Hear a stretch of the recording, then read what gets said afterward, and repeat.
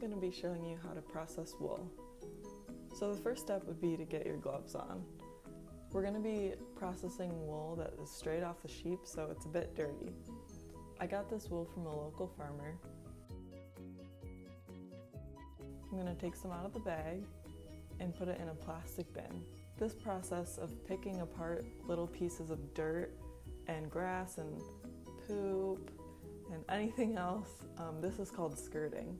So we're just looking for pieces that are not good to use, and we're going to set them aside and not use them. So then you'll be left with a little bucket full of your skirted wool, and we're going to add some water, enough to cover it. Once this wool is soaking, we're going to let it sit for at least an hour. I would recommend letting it sit overnight, but it depends on how much time you have. You can see that after it's been sitting for a while, it's very dirty. So we're going to strain out this dirty water. I like to use one of these paint straining bags. Dump the wool and the water into this bag. And next you're going to squeeze out all the water from the wool, as much as you can. And once that is drained, you're going to set it aside in another bucket, and you're going to fill up a new bucket with water, hot water.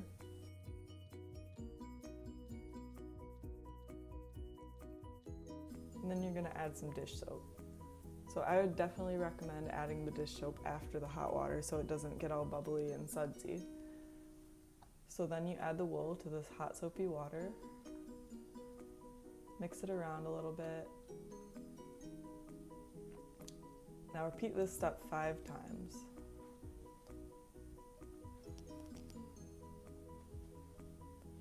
Next we're going to move on to the dyeing process. So first you heat up some water, and I use these acid dyes that are made specifically for wool. I would definitely recommend them. You're going to let the water simmer, and once you see the little bubbles, you can add a little bit of the dye to the water. You don't want the water to be boiling. And you can also kind of experiment with how much dye you want to put into your water. So stir this around a little bit.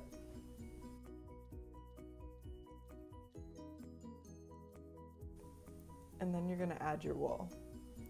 And then you're going to take about a 1/4 cup of vinegar, and you're going to add this to the mixture too.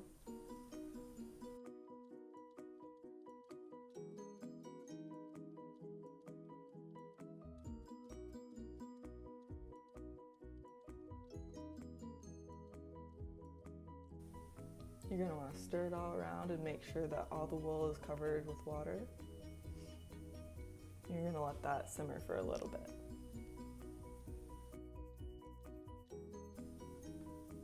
So once it's done simmering and the wool has absorbed some of the color, you're going to take it off the stove and strain the hot water.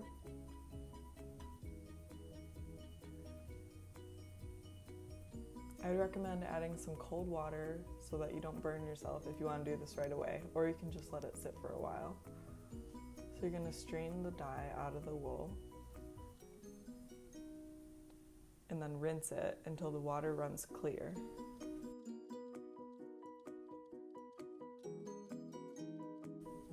Next you'll want to squeeze out as much water as you can from the wool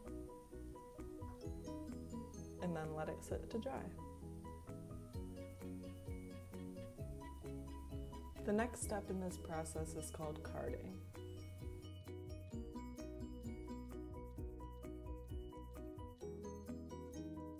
So you're going to take the pieces of clean wool and you're going to start pulling them apart from each other. Take a little chunk and look for little pieces like this. These are felted pieces from the washing process when we used hot water. You're going to take them out and make a separate pile of them. Extra little pieces of grass will come out in this process too that have not come out already in the washing process. you're going to start teasing the whole piece together that you want to use to spin. So this is especially important if you're going to blend colors.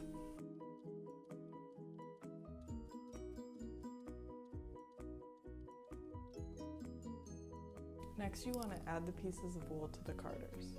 You're going to do this by running the pieces of wool in the opposite way that the bristles are moving. Once you have your carder covered, you're going to take the second carder and brush the opposite way.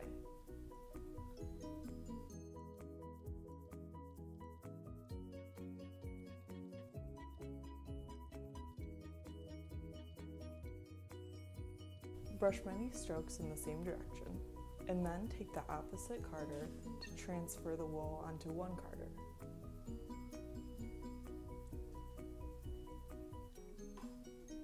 Now continue to brush out this wool.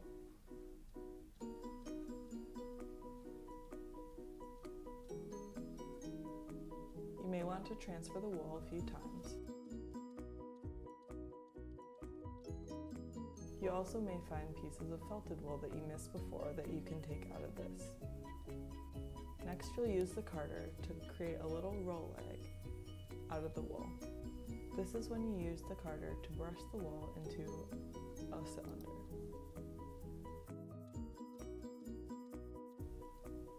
You'll use this roll leg to spin. Make a roll leg with each side of the carder.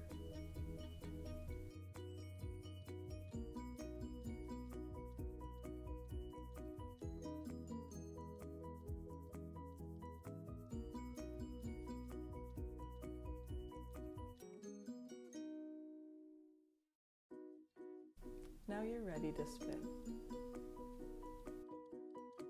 You're going to take your drop spindle and with an extra piece of string, add a loop to the bottom of it. Take your roll leg and with one end, you're going to attach this to the loop. Tease a bit of it out, not too much that you rip the roll leg.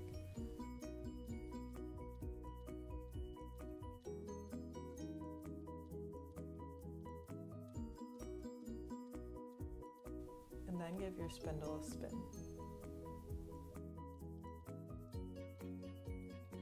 You can rest the spindle in between your legs and then tease out a bit of the wool. Feel free to grab extra pieces of fuzz like this and set them aside. Continue to tease pieces out, and every once in a while, take a break from teasing and spin your spindle.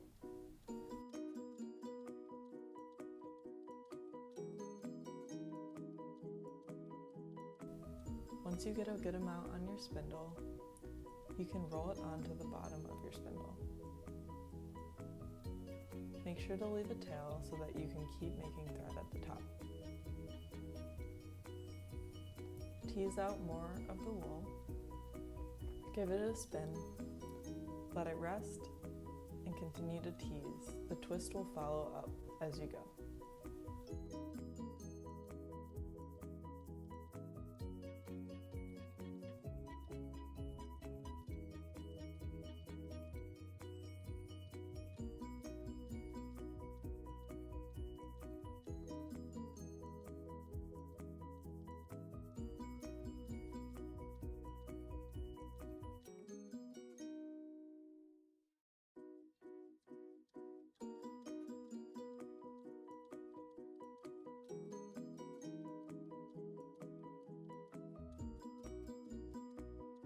When you have enough yarn at the bottom, unwind the yarn .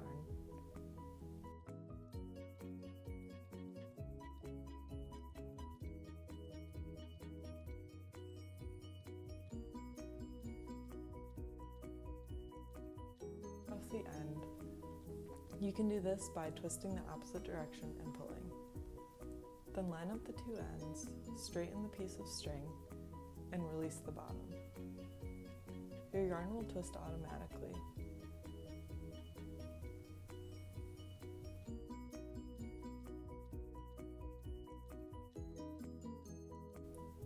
And there you have your first piece of yarn.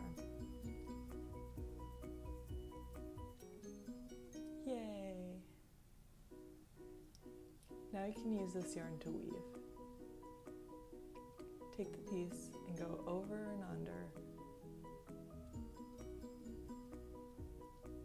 You can use various different colors and sizes of yarn to create a weaving.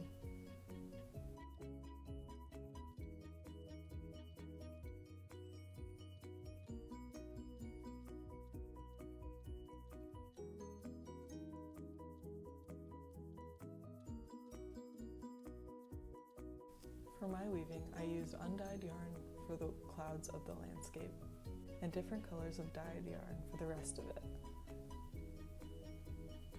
I hope this guide helped you figure out a bit more how to process your own wool. Thanks for watching.